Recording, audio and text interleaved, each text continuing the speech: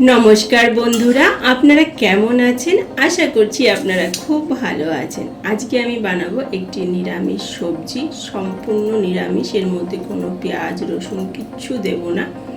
তো সবজি বানানোর জন্য এখানে আমি অল্প একটু করে অনেক রকম সবজি নিয়েছি।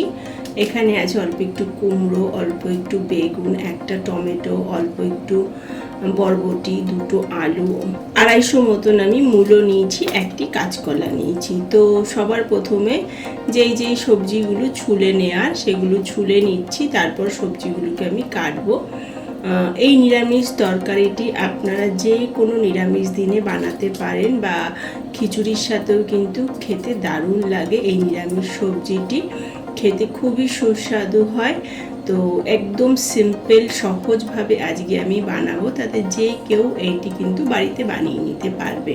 এখানে আমি কয়েক রকমের সবজি নিয়েছি, আপনারা চাইলে আপনাদের মন মতন এর মধ্যে আরও সবজি অ্যাড করতে পারেন, যেমন গাজর, বিনস, সজনে ডাঁটা, আরও অনেক রকম সবজি পাওয়া যায়, সেগুলো কিন্তু আপনারা এই সবজিটির মধ্যে অ্যাড করতে পারেন। তো এখানে আমি সবজিগুলোকে এখন কেটে নেব।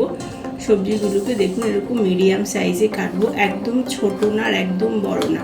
অনেকে আছে নিরামিষ সবজি বানানোর সময় না একদম ছোট্ট ছোট্ট কাটে, দেখবেন সেরকম ভালো লাগে না। সবজির কাটার উপরেও ডিপেন্ড করে আপনার তরকারিটি কতটি সুন্দর হবে, মানে খেতে কতটা সুস্বাদু হবে। তো এখানে দেখুন একদম মিডিয়াম সাইজে আমি কেটে নিচ্ছি, আপনারাও ঠিক এইভাবে কেটে নেবেন।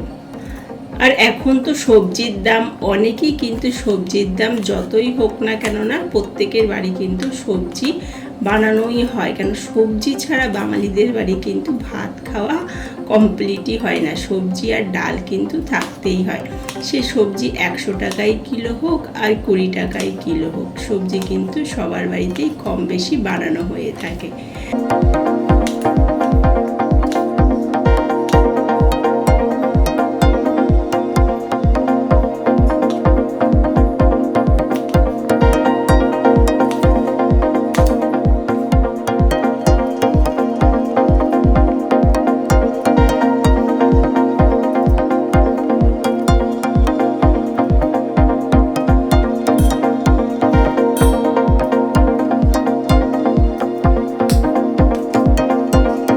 তো এখানে দেখুন সমস্ত সবজিগুলোকে আমি কেটে নিয়েছি। তো একসাথেই সমস্ত সবজিগুলোকে এখানে আমি ধুয়ে নেব। আর সবজিগুলো কেটে নেওয়ার আগেও কিন্তু আমি একবার খুব ভালো করে ধুয়ে নিয়েছিলাম নুন জলে। আমি যখনই বাজার থেকে কোনো সবজি আনি না, সেটিকে আমি নুন জলের মধ্যে দিয়ে ভালো করে ধুয়ে শুকিয়ে নিই সবজিগুলো। এইভাবে আপনারা সবজি রেখে দেবেন, দেখবেন খুব ভালো থাকে। তো এখানে আমি সবজিটাকে দুবার ভালো মতন ধুয়ে নিচ্ছি। তো তারপর গ্যাসটাকে জ্বালিয়ে কড়াইটাকে আমি রেখে দিলাম। কড়াইটা ভালোভাবে গরম হয়ে যাওয়ার পর আমি অল্প একটু সর্ষের তেল দিলাম।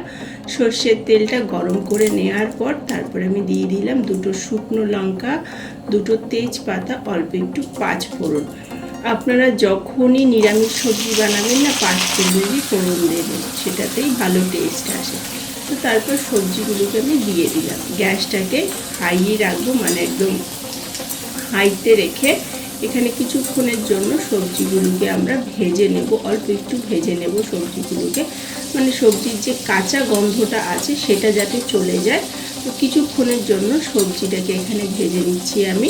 দেখুন ঠিক এইভাবে ভেজে নিতে হবে সবজিটা। অনেকে আছে না না সবজি ভেজেই নিরামিষ তরকারি বানায়, সেটির কিন্তু স্বাদ অত সুন্দর আসে না।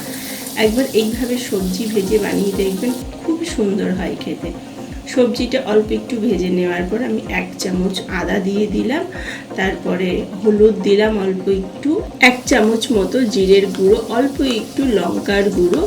এখানে একটা টমেটো আমি কেটে নিয়েছি আর 4টে কাঁচা লঙ্কা নিয়েছি। কাঁচা লঙ্কাগুলোকেও মাঝখান থেকে আমি ছিঁড়ে নেব। আর এই তরকারিটি ঝালটি হবে সেটি সম্পূর্ণ কাঁচা লঙ্কার ঝাল হবে। বাচ্চা বড় সবাই এই নিরামিষ সবজিটি কিন্তু খেতে পছন্দ করবে, দেখবেন একবার বানিয়ে। স্বাদ মতো লবণ, অল্প একটু জল দিয়ে এখানে আমি আবার একটু কিছুক্ষণের জন্য নাড়াচাড়া করে সবজিটা কষিয়ে নেব। মানে যেই গুঁড়ো মশলাগুলো দিয়েছি, আদাটা দিয়েছি, সেগুলো দিয়ে কিছুক্ষণের জন্য আবার একটু নাড়াচাড়া করে নিতে হবে। কিছুক্ষণ নাড়াচাড়া করে নেওয়ার পর যখন দেখবেন সুন্দর একটা গন্ধ আসছে সবজিটা থেকে, তখন ভাববেন ভালো করে যে গুঁড়ো মশলাগুলো দিয়েছেন সেগুলো ভালো করে ভাজা হয়ে গেছে, আর আদাটাও ভালো করে ভাজা হয়ে গেছে। আর আপনারা চাইলে এই সবজিটির মধ্যে না বড়িও দিতে পারেন, বড়ি দিলে কিন্তু আরও সুন্দর লাগবে খেতে। আমার ঘরে বড়ি ছিল না, তাই আমি দিতে পারিনি। তো দেখুন সবজিটা কত সুন্দর মশলার সাথে ভাজা ভাজা হয়ে গেছে, মানে কষানো হয়ে গেছে। তারপর আমি পরিমাণ মতন জল দিয়ে দিলাম, জল দিয়ে একটু নাড়াচাড়া করে দেব। আর এখানে আমি ছেড়ে দেবো, ফুটতে দেবো সবজিটাকে। সবজিটা খুব ভালোভাবে ফুটে গেছে, ঢাকনা লাগিয়ে দেবো, আর গ্যাসটাকে একটু কম করে দেব। কিছুক্ষণের জন্য ঢাকনা লাগিয়ে সবজিটাকে আমি ছেড়ে দিয়েছিলাম, কিছুক্ষণ পর ঢাকনাটা তুলে নিয়েছি। এখন আমি সবজিটাকে চেক করে নেব কি সবজিগুলো ভালোভাবে সেদ্ধ হয়েছে কি না। দেখুন সবজিগুলো খুব ভালোভাবে সেদ্ধ হয়ে গেছে, নিরামিষ সবজি কিন্তু আমাদের তৈরি। একটু ঝোলঝোল আছে, কিন্তু ঠান্ডা হয়ে যাওয়ার পর এই ঝোলটাও শুকিয়ে যাবে। আর একটু টেস্টি বানানোর জন্য আমি উপর থেকে 1 চামচ ভরে ঘি দিয়ে দিলাম। ঘি দিলে কিন্তু যে কোনো নিরামিষ তরকারি খেতে খুবই সুস্বাদু লাগে। তো ঘি দিয়ে নাড়াচাড়া করে দিলাম। দেখুন এখানে আমাদের নিরামিষ সবজি তৈরি হয়ে গেছে।